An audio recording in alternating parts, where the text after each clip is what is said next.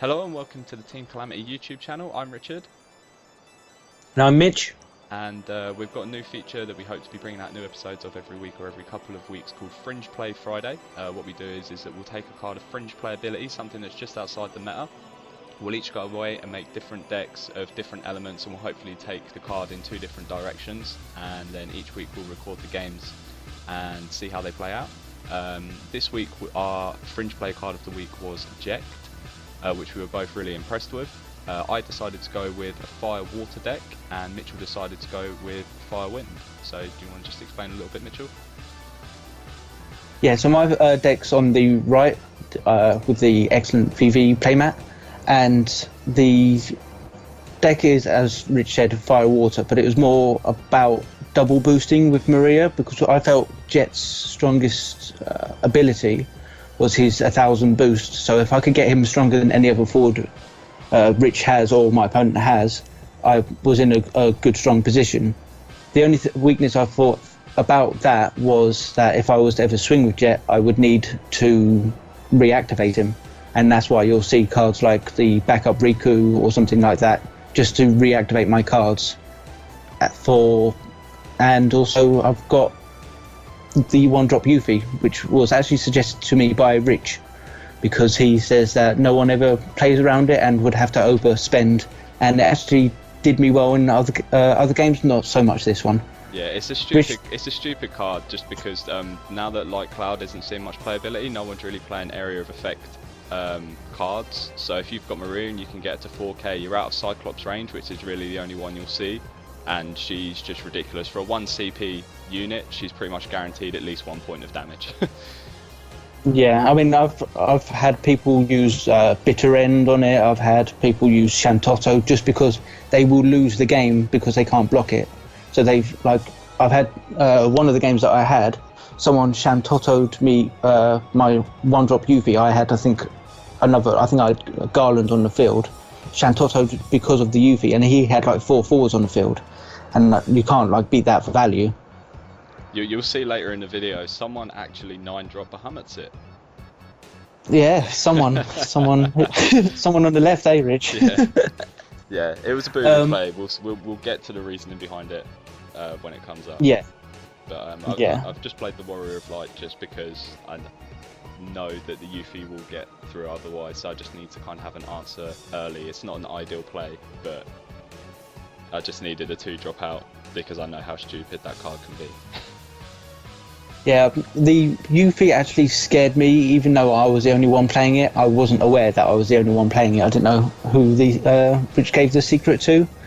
But the 2-drop Ifrit that I had was literally in there just for that, but it did come in handy with the Warrior of Light, as you've just seen. Yeah, I think I was searching to see if there's anything I was able to do, but no. It was quite unfortunate, and the Emperor went to break zone there, which was really, really upsetting. But it's the reason why I always suggest playing 2 Emperors, is just because if you're in this situation and it's a key part of the deck, if one goes to break zone, that's a part of the strategy that you just have to completely write off for the rest of the game. So always run 2 Emperors. I mean, I can see the argument for one, like in certain decks, because you don't want it clogged in your hands, stuff like that. But I personally agree with Rich with the 2 Emperors, or even just 2 Dark cards. Even I wouldn't personally run a Chaos with Emperor either. Just if you're just running that 1 or 2 Emperors, because I don't feel like Chaos, unless you're playing something like the Archfiend Golbez, which we tried last week as Fringe card of the week.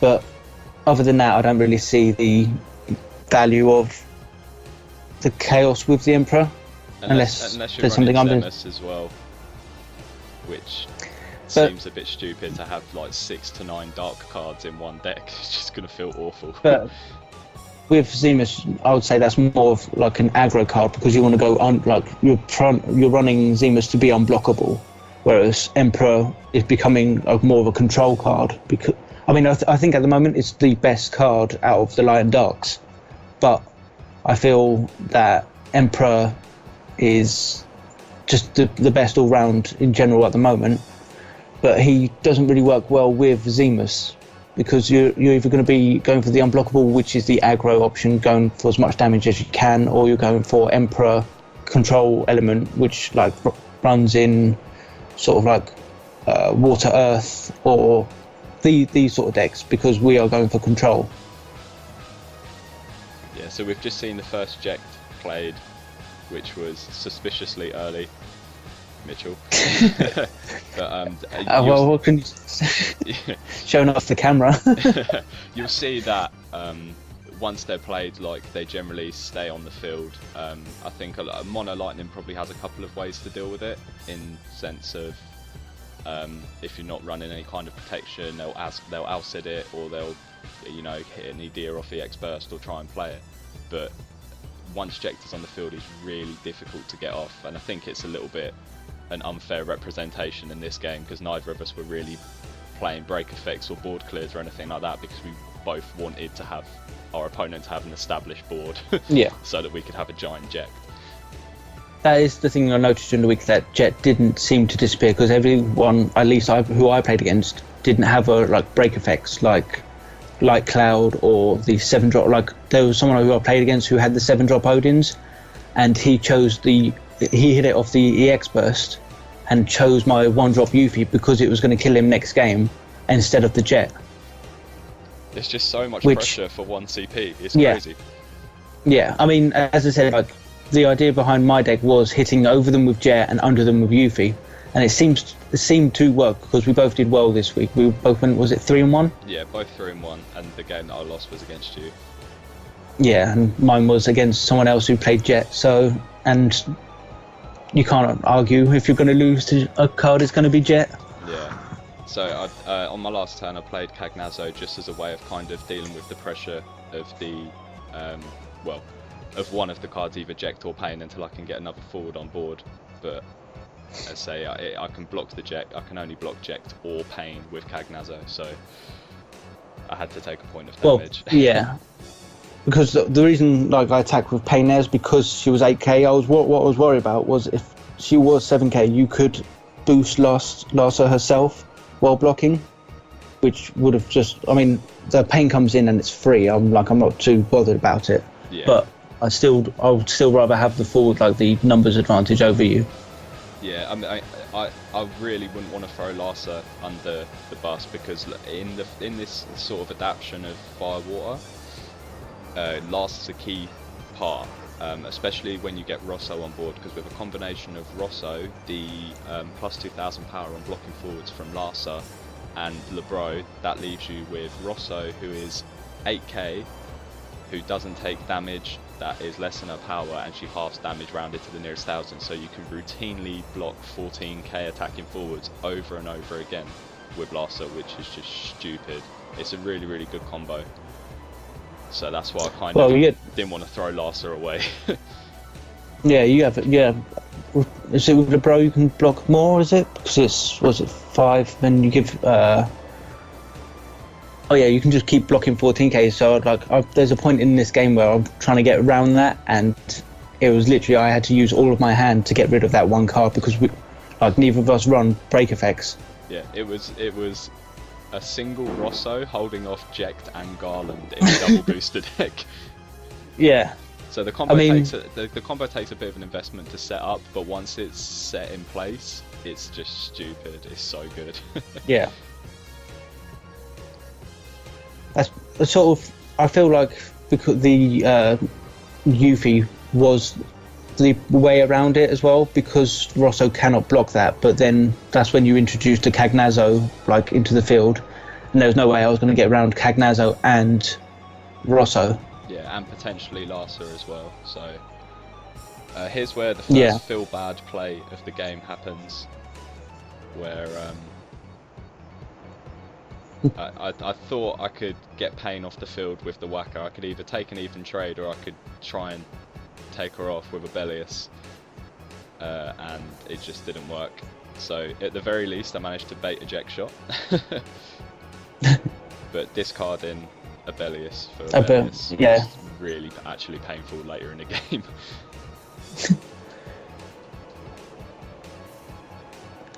So yeah, I remember having the Jet shot in hand for that, and I was like, I wanted to use the Jecht shot for something that was caused me trouble. Like, for example, if I'd have got rid of the Cagnazzo here and just got rid of the pain, I thought I was going to go for a more aggressive game.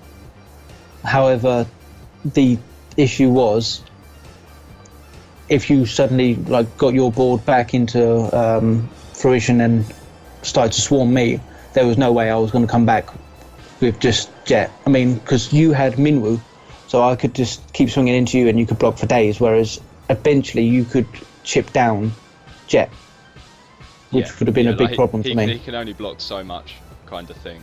Yeah.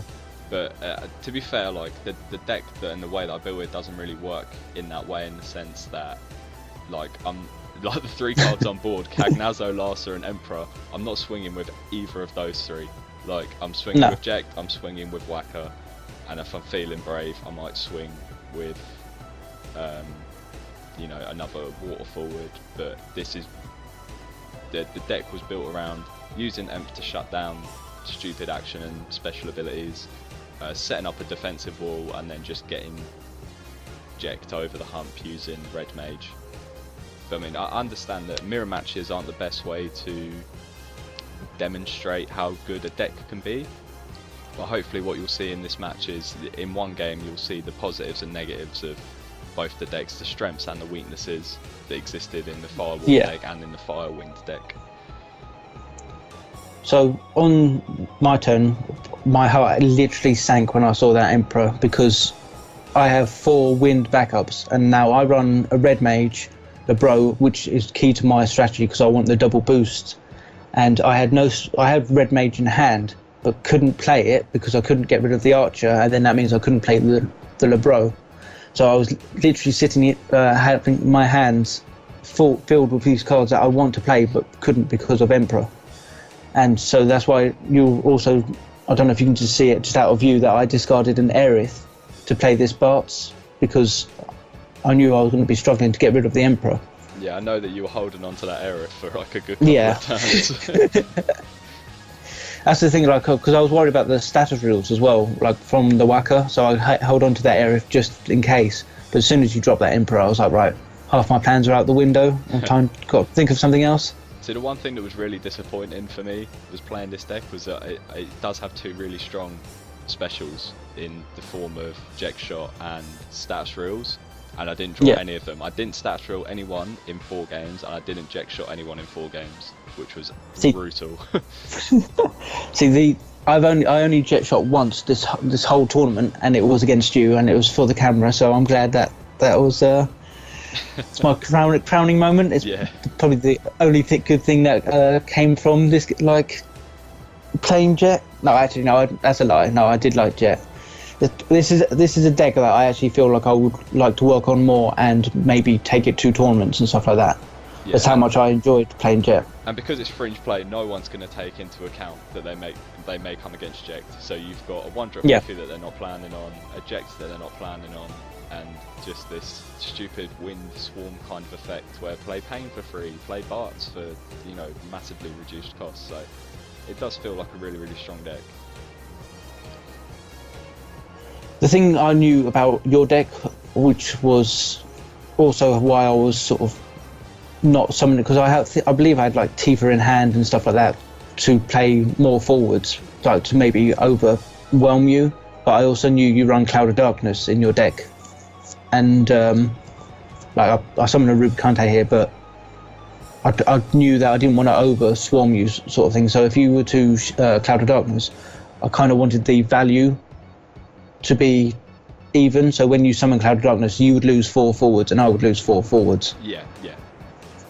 Now the Cloud of Darkness was in the deck purely as like a panic button, where if I do start to get overrun by stuff like Mono Lightning, like if I don't have Minwoo playing, they manage to outsid me, and all of a sudden I've got 1 forward and they've got 3 or 4 on field, like the Cloud of Darkness is still worth running, despite the fact that you want your opponent to have a strong board state, because you want to swing over the top of it with Jecht. Yeah, I mean, I'm not really sure if I would run like the ball clears in my deck, like, because I was considering the Valfor. Yeah. Just because if like me personally, I don't know if it was worth it because I had the 5-drop Jecht, I had the Garland, I had Bart's, which to be fair is free-ish, but and so is Pain, Pain is just free, but other than the wind forwards, everything else cost me quite heavily. So whereas in your deck you don't have the reactivation sort of thing. So I like if I was to Valfor, I could return summon Pain, reactivate stuff, summon Bart, reactivate stuff, so summon Yuffie, which is 1 cost, so it barely costs anything at all, but I'll be stuck with the Jecht, the Garland, like Rubicante is expensive. I mean, he's a 4-drop, so he's not the worst thing, but whereas you would be stuck in hand, like you would have your Emperor, which you couldn't discard. Yeah.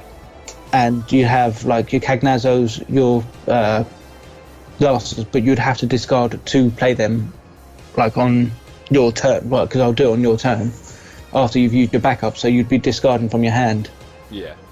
So it was that Valfor was, because I think that's a card that no one ever plays because they don't see it as a big of a threat.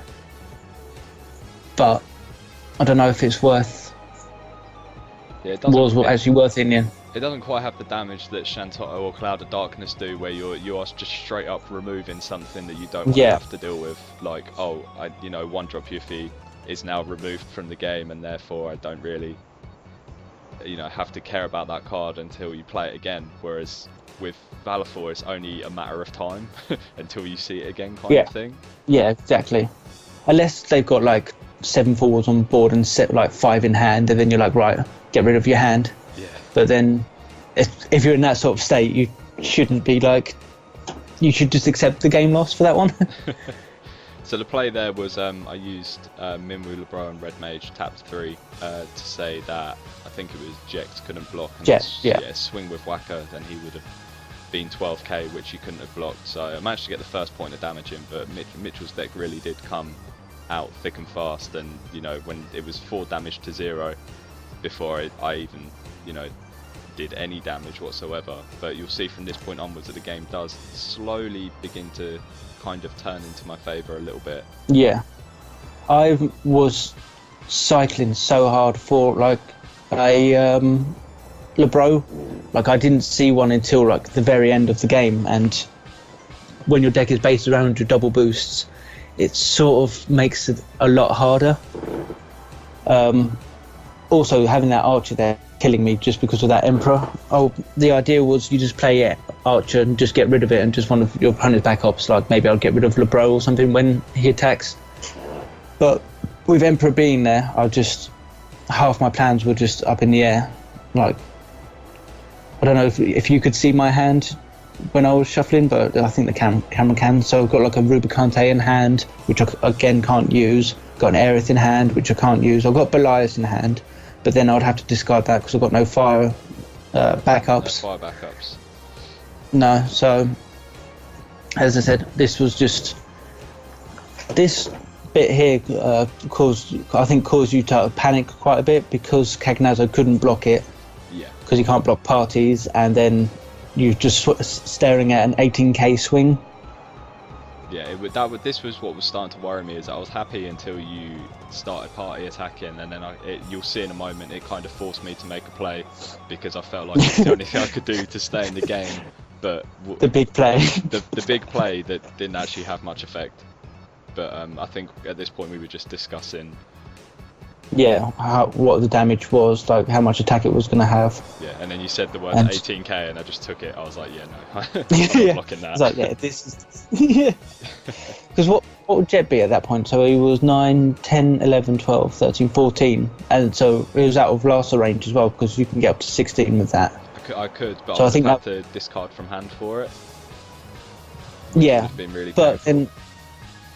But even then, you'd still got rid of, like, if you could block both, then you'd got rid of 2 forwards for a discard from hand. I think you'd have taken that trade. Do you think?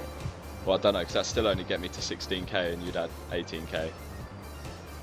Oh, right, yeah, no, I mean, if you could, like, boost yourself up higher to another... Oh yeah, for sure. If I still had those two... Yeah, if I still had 2 Belias in hand, I would go for it. Yeah, I was going to say, but I think that was, like, my logic when I partied was I don't think there is anything you can do to boost yourself up higher. And this is the big play now. So we paid 9 for the Bahamut, but the target selection was really awkward, so I decided to deal damage to Pain and Yuffie. Now it looks like a very bad play, but the reason for it was I had a bit of insider knowledge that Mitchell was playing Sylph, and at the moment his Bartz was at 9k, his Bartz was at 10k, his Rubicante was at 10k, and I had to play as if he had the Sylph in hand. So if I selected his 2 bigger forwards, I'm obviously ignoring Jecht because he was huge, but if I selected the 2 bigger forwards and he had Sylph in hand, I would have paid 9 CP for nothing. So at this point I just thought I just want to get Pain off the field so that we can end the party attacks with Bartz, and the 1-drop Yuffie was the only other thing that I could really go for. So it kind of worked, but paying 9 CP to deal with what was essentially a free card and a 1-drop was really, really painful, but it did kind of work. Because it shut down the party swings, which was my biggest worry. Yeah. Here you'll see just a huge misplay from me. Like, I don't even know what was going through my head. I feel like I needed to, from that swing, I knew my Jecht was bigger than his, so I thought I could just swing through and then completely overlook the Cagnazzo. I think when I was flicking through my hand, you could see that I didn't have the Sylph in hand, so I couldn't even activate my Jecht, which was what Rich was playing around. So it was sort of kind of lucky that he did do that, otherwise I would have lost Bartz and Rubicante. But as I said, you don't know what's in your opponent's hand. Yeah, I just have to play as if you've constantly got it in hand, and that way I won't pay 9 CP for literally nothing. Yeah, because if you'd have been countered by a 1 CP for a 9 CP cost, you'd have actually just flipped the table or something. It would be upside down at this point. Yeah. So Mitchell's just played the Garland, which is a really, really scary card in the double boost deck. It really is. Yeah. So for those unaware, because it is a Fringe card, is when Garland attacks, he is brave. So when he attacks, he gains 4,000 power. So with the double boosters, he would have been 10k and then swinging for 14k and doesn't dull. So he's always going to be that big monster on the field. He's not as big as Jecht, but Jecht has the weakness of dulling, as you can see on my field. Yeah, it's that, and it's the fact that Jecht is also dependent on board state. So Jecht is only big in this kind of situation where I've got an established board, whereas Garland is just permanently big. Yeah. It's not conditional. See, he was the card I was looking for when I was thinking about your Cloud of Darkness, because I wasn't too worried about it now. But if you were to Cloud of Darkness, I would probably keep the Garland, because there was nothing in your deck that, nothing you had on the field that would have posed a problem to me. Like Waka with only 1 forward on the field would be 9k, I was higher than that. Emperor's not a problem, Jecht would have been 9k and I was 10k. No, actually, Jecht would have been 10k, wouldn't he? Yeah, and yours would have been 11. 8k, oh, no, yeah. double boost. Oh, no, yeah. No, I was talking about Garland. Oh, right. So if I'd have kept Garland, I would have lost. I would have had the same power as your Jecht, but then on attacking, I would have either, if Richard had attacked with Jecht, it would have traded into Garland. Whereas if I attack him, and I'm brave, so I don't dull, he would have just lost his Jecht. So that's the sort of logic behind. Yeah, so that was the sort of logic that I had behind playing the Garland now. Yeah, this is the point in which Cloud of Darkness wasn't an option for me. Was as soon as I got Rosso on the board, I was like, I've got the combo in place. I've got Larsa, Rosso, Lebro, and Minwoo. Just because double Minwoo effect. But yeah, this is the point in which I can look at a 14k Jecht and a 14k Garland and just go, I can just keep blocking you now. Providing that you don't draw an Emperor, which I know that you were desperately looking for at this point. Yeah, I ran 2 in this deck and didn't see him until... I don't think I saw him at all this game, did I? Nope. No, so... And there's the Lebro, that's what I was looking for from, like, the second turn, pretty much. Because I knew, like, I think I drew Maria, Riku, Aerith, and I was just like, all I needed was a Lebro.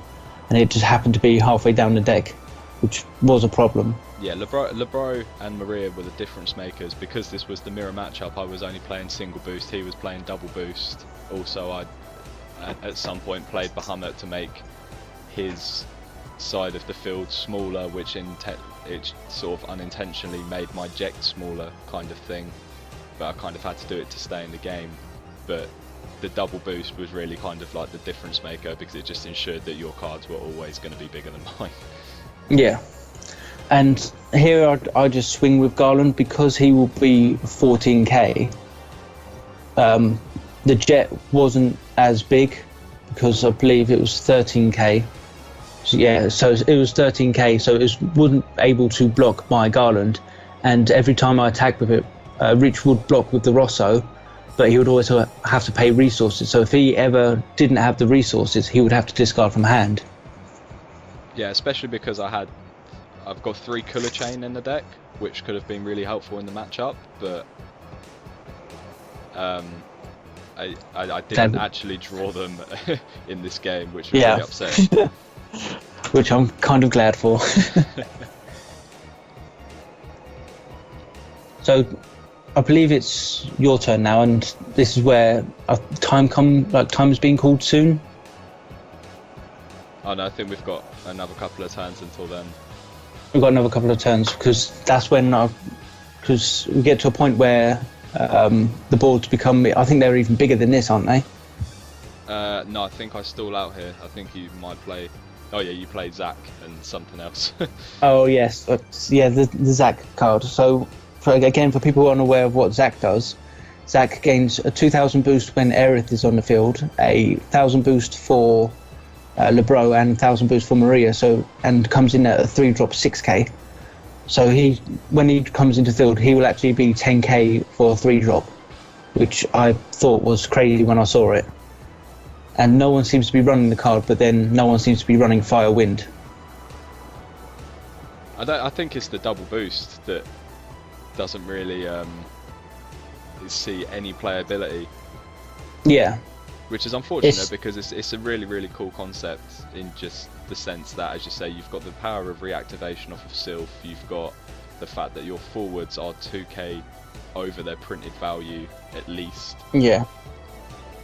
Kind of thing, which makes it difficult for the meta decks like Alcid, Onion Knight combo and stuff like that to kill them, because they're just huge, and then you've got the ability to make them bigger as well with Sylph. That was the thing when I was constructing this deck. I've got a theory of what is the ideal backups, and I knew I wanted to see an Aerith, the 2-drop Riku for Pain, wanted Lebro, Maria, and a red mage just for the colour fixing more than the actual unable to block. So when I added archery, and I was like, that will just be there just to play it down and get rid of it straight away. But Emperor decided that wasn't going to happen. But other than that, there was I knew the backups I wanted to see. I knew what I wanted to do. So I never really had to worry about that. It was more the forwards of when to play forwards, what certain forwards to play. Like, for example, I ran the starter deck Cloud, which when a forward attacks, you give it 1,000 boost and cost less for each Final Fantasy VII forward. And that card was, when it came out on the field, was sensational. It was an 11k forward for sometimes like 4 cost, and gives everything 1,000 boost when attacking. But the only problem was I didn't see it enough, because I ran, I believe, 2 in the deck, and I would probably drop it. I would probably say 2 is fine, because if you don't have the reduced cost of Final Fantasy VII forwards, which is the Yuffie and can't remember what else there is. That's 7 cost. Oh yeah, Zach as well. There he is. Yep, there he is. I'm glad he makes his appearance. Yeah, so the Cloud at a 4-drop 11k is sensational, but it can get a bit cloggy if you see it in your hand too much. But then when you get into situations like this, when you only have your wind backups and only 1 red fire, you want to see the fire as much as possible. So this was the point in which we'd had time called. I was on 5 points of damage, Mitchell was on 4 points of damage. So what we do is we play out the next 3 turns, and whoever's winning damage race by that point, it wins the match. So I was down in damage. I had to deal Mitchell a point of damage. He'd thrown out 2 forwards that turn on the purpose that he was just going to block everything I threw at him, which he could do because his forwards were huge. So I had to go into a bit desperate times, desperate measures, and this is where we'll see the Cloud of Darkness get played. Yeah, so I played 2 forwards knowing that if he had Cloud of Darkness in hand, he would play it because he would consider this as a misplay. Because I knew if he was down to his one forward, I would win this because I have the double boosters.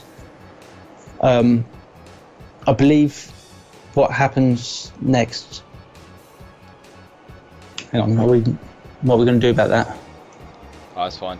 What happens next was I played the Cloud of Darkness and elected to keep the Waka, and Mitchell decided to keep the Jecht on board. I thought I could be really cheeky and use status rules on the Jecht as I swung, and he Jecht shot me.